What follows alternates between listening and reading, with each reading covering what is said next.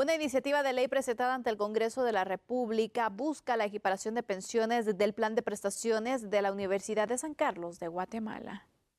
La iniciativa busca nivelar las pensiones que reciben jubilados del plan de prestaciones de la USAC y que éstas no sean menores al salario mínimo no agrícola, tampoco superior a 17,000 quetzales. Lo que nosotros buscamos es establecer un monto mínimo igual al salario mínimo no agrícola, revisiones periódicas cada 4 años de lo mismo y la posibilidad de ajustes extraordinarios por la inflación que pueda sufrir el país.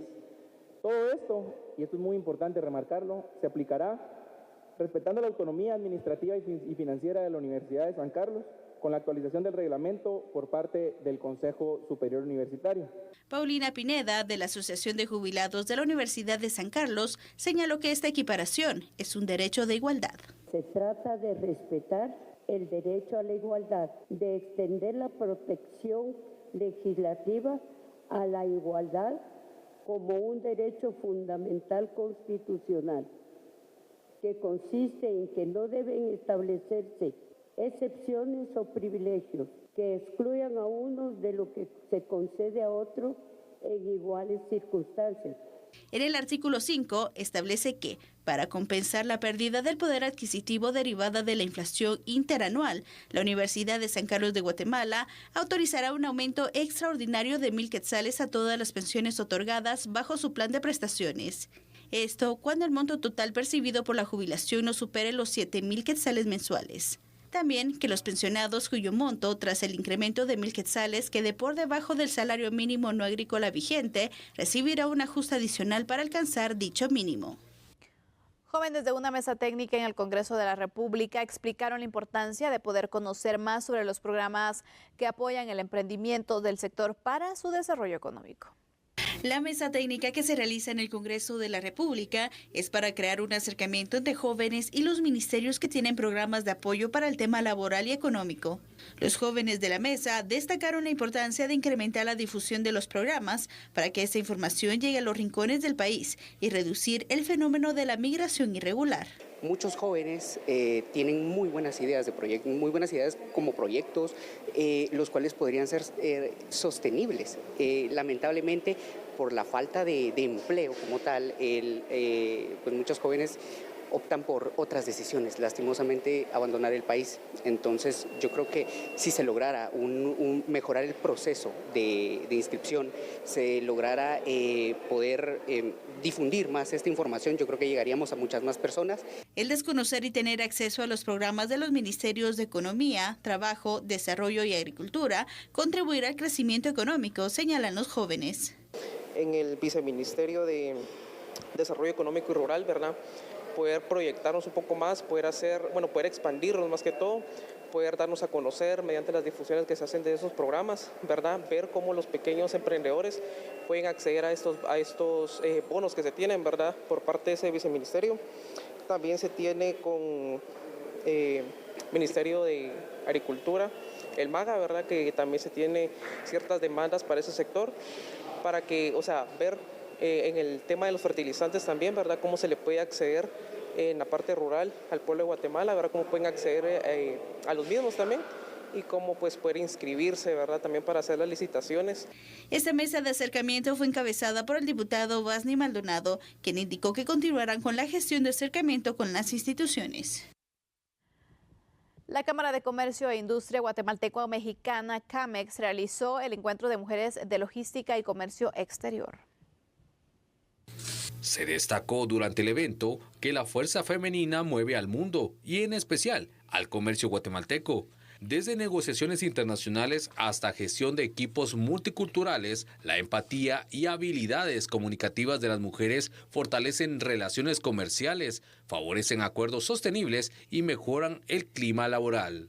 Este tipo de espacios busca poner en la mira del comercio regional que la mujer poco a poco se abre espacios. Participantes destacaron que algunas empresas están lideradas por mujeres, pero aún hay retos que afrontar. Y también se desarrolló la cuarta reunión 2025 del Comité de Usuarios de Datos Abiertos del Ministerio de Finanzas, con el fin de facilitar así el proceso de fiscalización ciudadana. Se compartieron detalles para mejorar la presentación de información y acceso a través de los portales y promover la transparencia. Dentro de las sugerencias está el uso de la inteligencia artificial y un chatbot para usuarios. Esas son reuniones que según el acuerdo ministerial que aprueba este comité, son reuniones que se hacen bimestralmente. En este año, pues naturalmente nos quedan 2 reuniones y como repito, es un espacio de participación de sociedad civil en donde realmente hay un juego de oferta y demanda de datos, ¿verdad? Entonces, lo que esperamos nosotros es de que, así como el día de hoy, que fue una reunión un poco larga, pero muy productiva, porque tuvimos nuevos requerimientos de los ciudadanos, ¿verdad? Entonces, nos agrada mucho, nos complace mucho ver que la ciudadanía está utilizando estos portales y herramientas. Se contemplan las últimas 2 reuniones del comité para el resto del año, en la que se definirán una serie de recomendaciones de cambio para los portales. El proyecto de motovía será implementado en la calzada Atanasio Tzul después de los resultados obtenidos en la calzada La Paz. La facilidad del vehículo de 2 ruedas lo ha convertido en el medio de transporte más cotizado por su economía y dinamismo para desplazarse. Un carril exclusivo para motocicletas llegará en los próximos meses a la calzada Atanasio Tzul, tras los resultados obtenidos después de un año de funcionar en la calzada La Paz, donde diariamente circulan más de 8,000 motocicletas. Estamos hablando de que más o menos un 90% de todos los motoristas que circulan ya hacen uso del carril y eso francamente nos tiene muy motivados. La instrucción del señor alcalde es que avancemos muy prontamente en llevar este orden a más arterias de la ciudad, porque si me pregunta si este proyecto, independientemente de lo hablado, ha contribuido a mejorar los tiempos de desplazamiento en el lugar, se lo puedo decir sí. En un análisis realizado se confirma que la disminución del tiempo y la siniestralidad han sido algunos de los principales beneficios registrados. Acá puede usted notar, esa era la realidad que manejábamos en Calzada La Paz antes de que empezara este proyecto. Y pueden notar la invasión a las banquetas, el zigzagueo de los motoristas queriendo meterse por cualquier lado. Incluso aquí los puede ver usted cómo avanzaban, porque los vehículos les cerraban el paso precisamente porque el motorista que recién empezaba, que ni siquiera tiene una licencia, pasaba golpeando los retrovisores de los vehículos. Ya implementado el proyecto. Note usted cómo en esta toma a las 5 de la mañana, le digo que manejamos como 8,000 motoristas por el lado, note cómo van todos ordenados en la parte del centro y lo que les decía de las mejoras de seguridad, hoy ya no es posible que le quiten su celular porque no hemos tenido ningún incidente de asalto en el lugar porque ya nadie pasa a la par de los vehículos o donde está el piloto porque no hay espacio. Y tampoco lo pueden hacer del otro lado porque en el centro van fluyendo los motoristas. Esto se combina con unos efectos importantes. Teníamos entre 13 y 14 incidentes viales que implicaban una motocicleta por día en ese punto. Y hoy estamos hablando de que la accidentabilidad, el índice bajó a 3, 4 incidentes. La siguiente fase se implementará en la calzada Atanasio Tzul, representando un desafío más grande debido a que al sur de la ciudad se registran por lo menos 13,000 motociclistas que utilizan esta ruta diariamente. El Tribunal Supremo Electoral entregó las credenciales como secretario general del partido político Nosotros a Rudy Guzmán. El registro de ciudadanos del Tribunal Supremo Electoral entregó la vigencia por 3 años al partido político Nosotros y la credencial como secretario general de la organización política a Rudy Guzmán. Muy contento el día de hoy porque hoy nos notifican nuevamente la vigencia del partido político Nosotros los del Gallo, con una vigencia nuevamente de 3 años. Venimos a recoger la resolución en donde ahora el partido político está vigente y está completamente en armonía y con las fuerzas necesarias para la competencia del 2027. Con esto, la organización política asegura su participación en el proceso electoral que se llevará a cabo en el 2027. Bueno, vamos a iniciar entonces con este primer análisis que tenemos sobre la suspensión de trabajos para de esta manera poder acomodar el juzgado y tribunal contra las extorsiones, que por cierto es un nuevo juzgado. La justificación que se había dado de poder hacer este traslado es por la cantidad de casos que se están llevando y lo que buscan es poder acelerar los procesos, ya que en la torre de tribunales no se están dando abasto para poderlos conocer. Por eso se ha pensado en un nuevo espacio. El problema aquí es que se da a conocer que este proyecto no tenía licencia y por eso entonces se suspende. Ya hay posturas en contra del proyecto, Fernando, especialmente por la zona donde se encuentra, donde han señalado algunos sectores el peligro que puede ser por ese traslado, porque estamos hablando aquí entonces de personas vinculadas con las extorsiones que en muchas ocasiones están relacionados con pandillas y con otro grupo delincuencial que pues podrían ser un atentado para la seguridad ciudadana, según algunos sectores que ya se han pronunciado en contra de este traslado. Bueno, hay que ir por orden para tratar de dejar claro qué fue lo que sucedió aquí. Me llama la atención el tema de la licencia, ¿sabes? ¿Cómo inicias tú con una construcción para no tener una licencia si es algo necesario para iniciar, ¿no? Lo sabe cualquier niño de 5 años, ¿sí? Así de simple. Ok, empecemos por ahí, si estás de acuerdo. Perfecto. Enfoquémonos en que, le voy a hacer una pregunta, respóndamela rápido, no se vale googlear, no se vale buscar en su teléfono cuál es la respuesta a esto. ¿Cuántos municipios tiene la República de Guatemala? Muy bien, 340. Pensemos que esos 340 municipios, cada uno podría tener su propio juzgado de asuntos municipales, así es como se llama. Y, por supuesto, sus oficinas van a estar dentro de la municipalidad. Ok, ¿qué es lo que hace este juzgado de asuntos municipales? Tiene cierta competencia que realmente debería ser muy fuerte para hablar y hacer de todo lo que normalmente analizamos con Sandy aquí en A la Medida, que es aquello de un Estado fuerte, un Estado coercitivo que te obliga a cumplir la ley. Y en este caso, cuando hablamos de un municipio, pues la misma Constitución Política de la República de Guatemala garantiza ¿qué? De cada municipio. A ver, ¿quién se recuerda de eso? Exactamente, la autonomía municipal. ¿Qué significa eso? Que cada municipio tiene realmente libertad para hacer, perdone la expresión que voy a utilizar, pero es puro chapinismo, lo que se le da la gana en su territorio. Y estamos hablando de que este aspecto de lo que se le da la gana es en materia de construcción. Ya hemos tocado aquí en el programa con Sandy el tema del POT, el Plan de Ordenamiento Territorial, que obliga en cada municipio a las personas que tienen un bien inmueble a construir su casita, sea de un nivel, de 2 niveles, de 3 niveles, de una manera que va acorde a cómo se ha construido pues, en el municipio todo el esquema que exista de casas, edificios, centros comerciales, locales comerciales, etcétera. Ok. Dejando claro en esto, también, por ejemplo, el Juzgado de Asuntos Municipales es el que mira el tema de las multas de velocidad. ¿A cuántos de ustedes les han colocado multas? Te voy a contar. A mí me pusieron 2 multas por exceso de velocidad en el periférico, aquí. El periférico tiene 70 kilómetros tope de velocidad máxima. La primera me la pusieron por 73 kilómetros a los que iba y la segunda por 75 kilómetros. Se me fue completamente la medición de la velocidad y ahí va la multa. Entonces tuve que ir al Juzgado de Asuntos Municipales para que pudiera ver si me hacían una rebaja. Por cierto, me la hicieron. Como cualquier ciudadano, tienes el derecho de petición y te responden en ese momento si sí o no. Bueno, lo hicieron y es competencia del Juzgado de Asuntos Municipales. En materia de construcción, o sigues las reglas del municipio o no puedes construir. ¿Cómo sabes que una municipalidad te autorizó construir una vivienda, una casa, un edificio? Es porque tienes la licencia de construcción.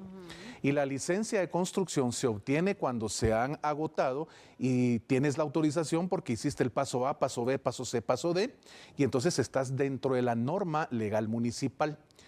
¿Cuál es el ámbito legal, el fundamento legal para esto? Código municipal. Eso es justamente lo que le permite a las municipalidades y a los juzgados de asuntos municipales actuar como jueces literalmente para definir qué se hace y qué no se hace en materia de construcción dentro de su municipio. ¿Qué sucedió con esto? Bueno, pues empezaron con una construcción por parte del organismo judicial. Al parecer no hubo este tema de satisfacerlo de la licencia y fue por ello que el Juzgado de Asuntos Municipales, con toda la expectativa que se esperaría de estos juzgados, generaron, disculpe, señor organismo judicial, no puede construir porque no agotó lo que en ley significa el Código Municipal a través de obtener la licencia correspondiente. Estoy 100% seguro que se va a arreglar en los próximos días. Sé que hasta esta hora todavía no hay una postura oficial por parte del OJ, pero deduzco que mañana ya la tendremos y veremos qué fue lo que sucedió. El organismo judicial tiene un departamento de infraestructura con personal altamente calificado, te lo he de decir, lo conozco por experiencia propia, y hay arquitectos, hay ingenieros, hay personas con mucha experiencia de muchos años, y estoy 100% seguro que aquí hubo algún tipo de circunstancia de error humano. Sandy, somos humanos, ¿sí? Y perdóneme, pero acá cualquiera podemos cometer un error, cualquier persona, nadie está exento de esto. Entonces, aquí lo que se va a suscitar es pues una postura oficial, se solventarán las circunstancias que tengan que agotarse y pues a hacer lo que significa el tema del juzgado. Ahora, punto 1. Punto 2, lo que tú hablabas. ¿Qué tan bueno es pasar ahí ese juzgado? Yo te dejo a ti esa parte del análisis. Efectivamente, y aparte de la oposición que se tiene. Y aquí también te quiero consultar a ti por temas legales. Sí. Cuando está en proceso una licencia de un proyecto que se anuncia, normalmente hay muchos proyectos que previo a iniciar con la construcción se anuncian, como en este caso, ya vemos entonces posturas en contra de varios sectores que no quieren que sea trasladado a este punto. ¿Se puede llegar al juzgado para poder plantear la postura que tienes para estar en contra? ¿Es evaluado a este punto o simplemente es el juzgado quien evalúa los requisitos que se presentan? ¿Cómo es que se hace todo este procedimiento para poder dar una licencia de construcción? Ok, bueno, no, aquí hay que tomar en consideración que si tú piensas o has evaluado que hay algún tipo de peligro de esa construcción, en función de lo que significa la infraestructura para la comunidad de alrededor, si puedes apersonarte y hacer valer tu derecho. Lo que habíamos hablado, el derecho de petición es una garantía constitucional, es un dogma que nos protege a todos los guatemaltecos y guatemaltecas. Entonces tú puedes hacer valer esa petición de, mire, fíjese que aquí se está construyendo este bien inmueble y definitivamente va a generar problemática por esto, esto o esto, y tienes sin ningún inconveniente a tu alcance todos los recursos y todo el ámbito para defender legalmente tu posición.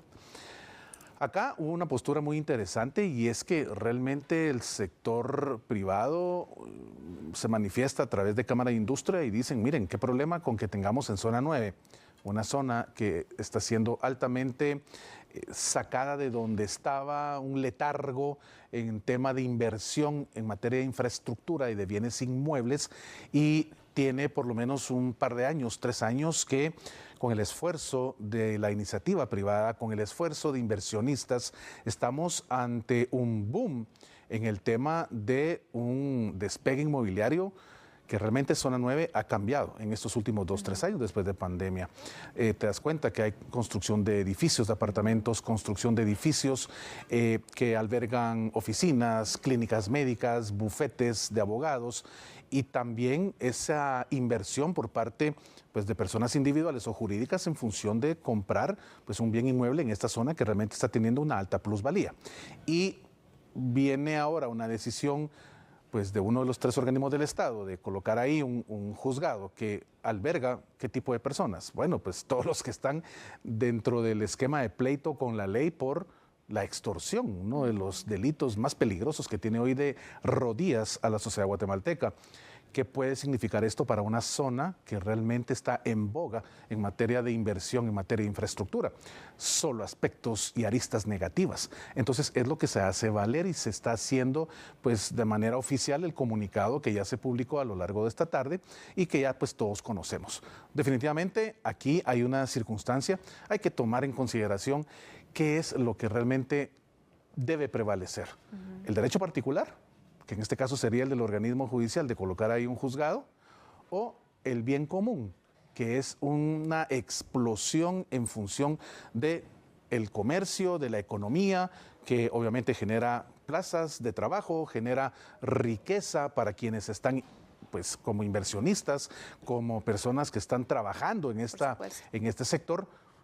Creo que la respuesta es lógica. El bien común debe prevalecer sobre el derecho particular. La misma Constitución lo establece.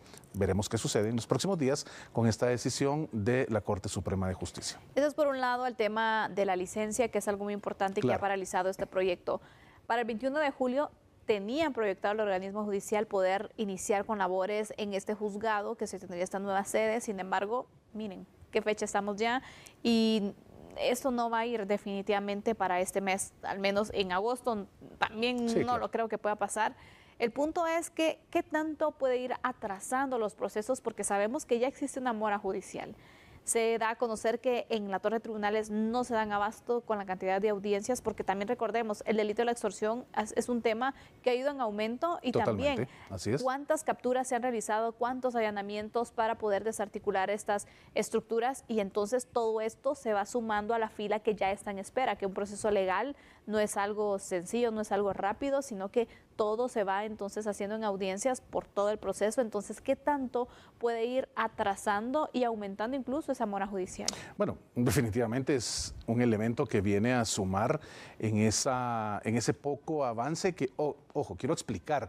La mora judicial no es porque tú vayas al OJ y entres a un juzgado y la gente esté sentada rascándose la barriga. No se trata de eso. Lo que pasa es que son cientos, si no es que miles de expedientes nuevos que día con día entran a cada una de las judicaturas que conforman este tercer organismo del Estado, el organismo judicial, tan elemental en cuanto a la equidad y la impartición de justicia. Pero realmente se convirtió, por supuesto, en un indicador. Es un indicador que desde hace muchos años y desde diferentes gestiones de magistraturas se ha tratado de ir disminuyendo, pero es muy complejo y sobre todo tú explicabas en materia de extorsión cuántos casos diarios nuevos hay.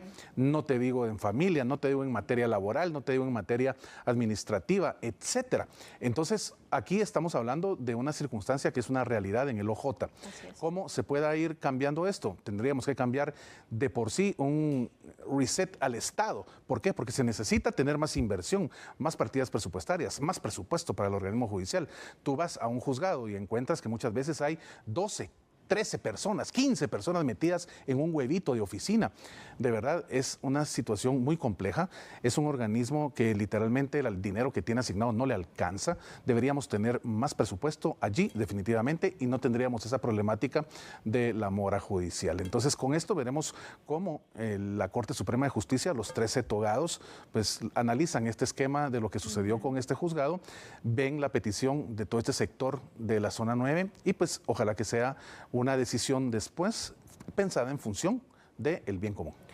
Así que daremos seguimiento para ver en qué marcha este tema, este proyecto, el tema de la licencia y también la postura del organismo judicial sobre el tema. Vamos a hacer una pausa en este momento, regresamos enseguida. Hoy tenemos entrevista con Max Santa Cruz, por favor acompáñenos. De acuerdo a miembros de la Cámara de Comercio e Industria Guatemalteco-Mexicana CAMEX, México es un socio importante, por lo que debe aprovecharse el Tratado de Libre Comercio y este tipo de reuniones.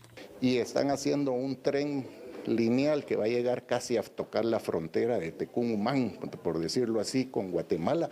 Es sumamente importante que el país se adhiera y busque la forma de que ese tren no se quede ahí, sino que pueda ingresar al país y que de esa manera nosotros podamos potencializar su uso.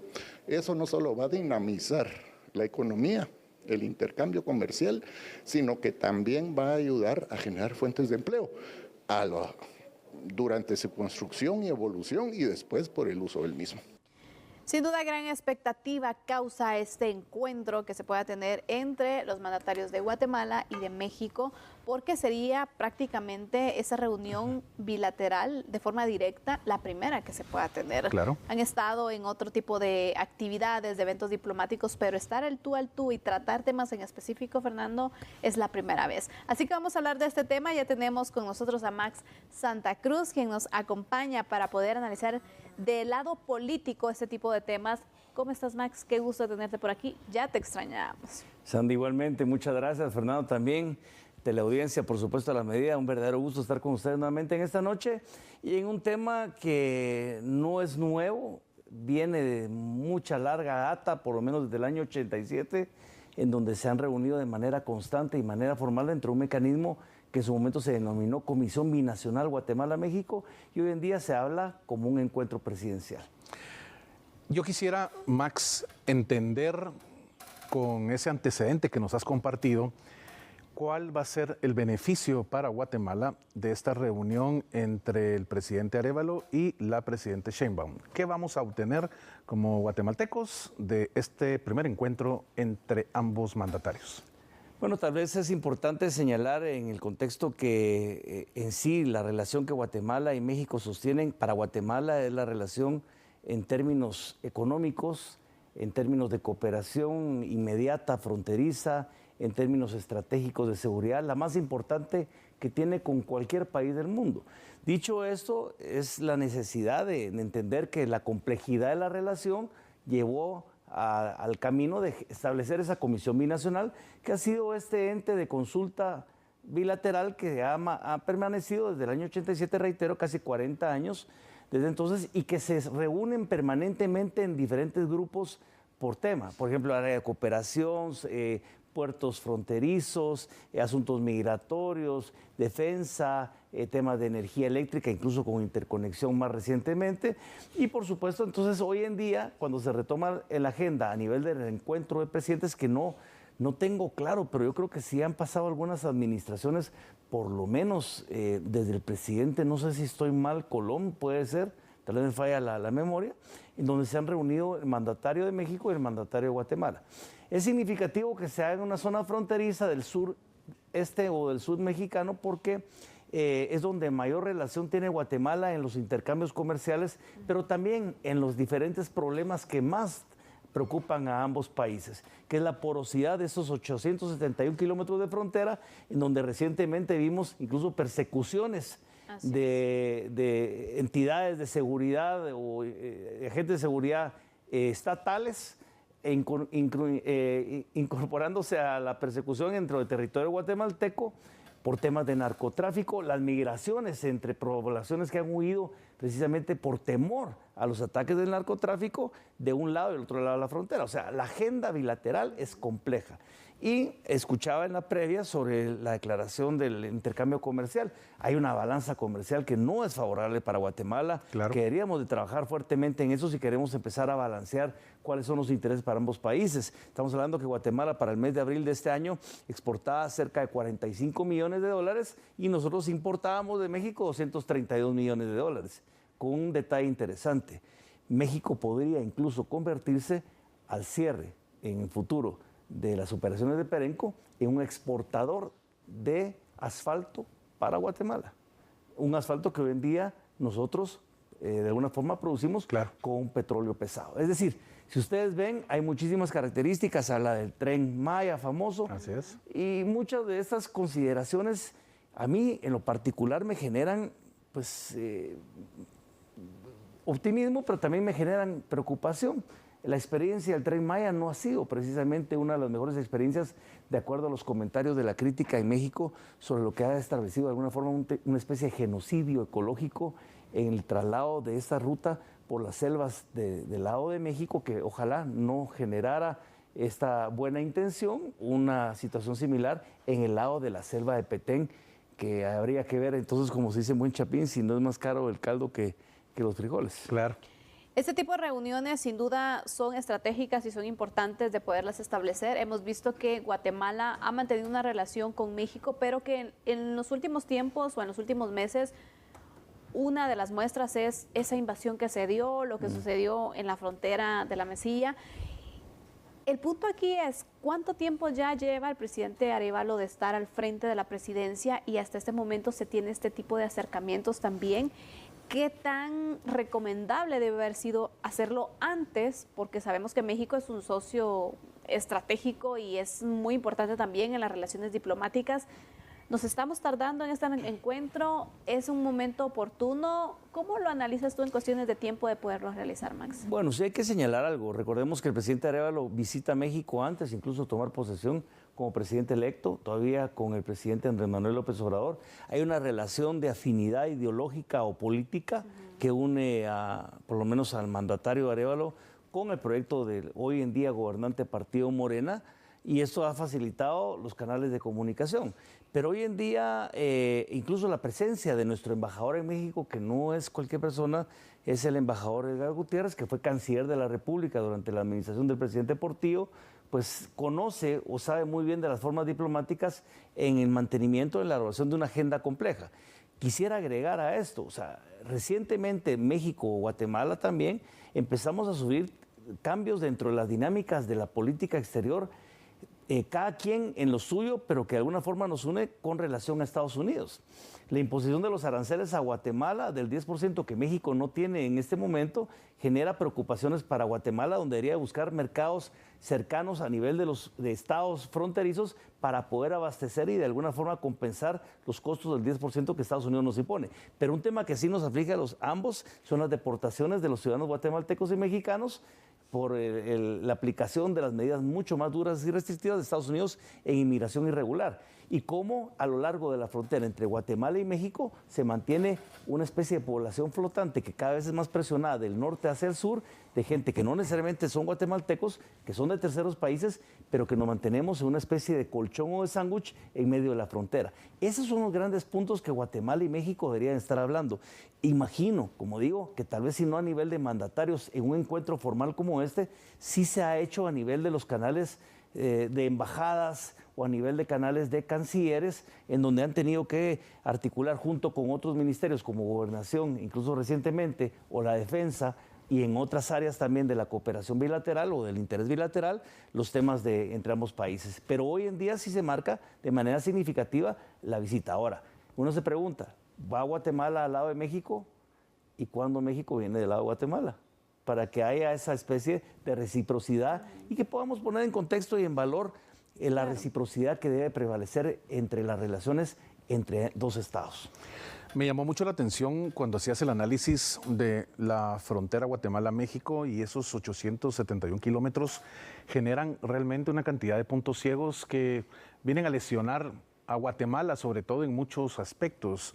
El tema de pasar productos desde México para acá sin que paguen impuestos, 1, 2, el tema del paso de grupos que realmente son muy complejos en materia de seguridad. ¿Cómo ves este esquema del tratamiento en esta agenda de la frontera? Necesariamente tienen que ponerse en perspectiva esos puntos que en este caso son más débiles para Guatemala. Así es. Si ustedes ven los puntos fronterizos en donde hay instalaciones del lado guatemalteco, verdaderamente a veces reina un caos del lado guatemalteco. Exacto. El lado de la Mesía, en el lado de San Marcos, en el área de Ciudad Tecumán. Uno ve del lado mexicano, a mí me ha tocado de alguna forma cruzar en motocicleta hacia territorios mexicanos y ver los puertos fronterizos del lado de México, y están bien establecidos, son puertos formales, hay una infraestructura necesaria que Guatemala adolece. Y es ahí donde nos toman la medida muchas veces México sobre nuestras propias deficiencias en negociación y nuestra propia capacidad institucional. Sin duda son elementos fundamentales. El trasiego permanente de contrabando a través de Suchate que se da en las famosas balsas hay de un lado a otro lado, pone en riesgo no solo temas, incluso como el tema del gusano barrenador, pestes o plagas que puedan venir de un lado y el otro lado de la frontera, a veces productos sin los registros sanitarios que pueden poner en riesgo incluso la salud de los guatemaltecos que importan muchos estos productos del lado mexicano, o lo que podría pasar, como bien mencionamos todos y sabemos, esta operación transnacional de narcotráfico en ambos lados de la frontera, con expresiones de cárteles del lado mexicano y sus similares del lado guatemalteco operando. Sin duda ese es el gran desafío. Si Guatemala se compromete en la próxima reunión o encuentro de presidentes a algunos objetivos específicos, Guatemala tiene que tener, y el presidente no es ajeno a eso, el presidente fue director general de Relaciones Internacionales Bilaterales de la Cancillería, vio este tema directamente en su despacho a principios de los años 90 y sabe cuál es la importancia del compromiso que Guatemala establezca en esta reunión para que Guatemala pueda sacar provecho de la misma. Si Guatemala Guatemala entra con las mismas características de los puntos de negociación de siempre, el que va a salir aprovechado de este encuentro se llama México, no Guatemala. Claro. Y definitivamente cuando hablamos de fronteras también tenemos que hablar de la migración, ¿no? Que es un tema que tenemos en común, que está bastante fuerte por las políticas que se tienen migratorias en Estados Unidos y por todos estos flujos que se siguen dando también, los peligros que se están registrando en las fronteras entre Guatemala y de México. No es ajeno el hecho de que conozcamos, quienes hemos tenido alguna oportunidad de estar ahí viendo las condiciones verdaderamente lamentables de estas migraciones que empiezan casi, desde el territorio guatemalteco, donde ingresan ciudadanos de terceros países, más recientemente venezolanos, con cualquier característica de los que quieren realmente necesitar migrar y los que supuestamente también se han colado dentro de esta organización delictiva del Tren de Aragua, pero que se incorporan en el área de Tabasco a la famosa y conocida Bestia, que es nada más que un tren que recorre desde el área de Tabasco hasta la frontera norte con Estados Unidos. En El Paso hay cualquier cantidad de violaciones producto de las maras, incluso centroamericanas, que cobran ese impuesto a los migrantes que utilizan este vehículo para traslado. Es decir, si nos vemos en términos generales, la parte de las responsabilidades de seguridad de ambos países, impulsados un poco también por una agenda estadounidense que pone presión a ambos países a pesar de las decisiones propias y la soberanía que cada estado tiene, pero que es parte de una política de tercer país que nos impulsa a México y a Guatemala a tomar medidas distintas, pues aparte también de eso deberíamos de empezar a contemplar, recuerden ustedes, casos de guatemaltecos que han sido verdaderamente parte de masacres y ajusticiamientos por los cárteles mexicanos en territorio mexicano. ¿Cómo hacemos también valer que los derechos de los guatemaltecos que están en búsqueda de ese sueño americano, en ese tránsito pues irregular, pues también no sufran más de las condiciones de la violencia que también se da en el lado de México? Es decir, la agenda bilateral es muy importante, es compleja, podemos sacar provecho de la vecindad. Si hay relación más importante para Guatemala a nivel binacional, no, esta es, pero tenemos que ir preparados para establecer cuáles son los puntos que interesan a Guatemala, no los que México quiera imponernos dentro de una agenda bilateral. Max, muchas gracias de verdad por esa visual que nos presentas aquí. Definitivamente estaremos pendientes de cómo avanza esa agenda bilateral entre México y Guatemala y por supuesto estaremos también al tanto de tus aportes en los próximos programas porque tendremos obviamente resultados de esta reunión. Es en agosto, así que todavía tenemos tiempo para poder platicar sobre el tema. Así que muchas gracias a ustedes nuevamente por la oportunidad, un gusto nuevamente reencontrarnos y a ustedes un saludo en casa. Gracias, Max, que tengas una muy buena noche. De esta manera finalizamos el análisis en A la Medida. Fernando, siempre también es un gusto poder compartir contigo en tus aportes aquí también estos temas que son impactantes para nuestro país. Muy buena noche. Gracias, Sandy, la mejor de las noches y buen retorno para ti. Buena noche, amigo y amiga televidente, excelente descanso. No cambie, regresa Sandy Monroy con las noticias del mundo.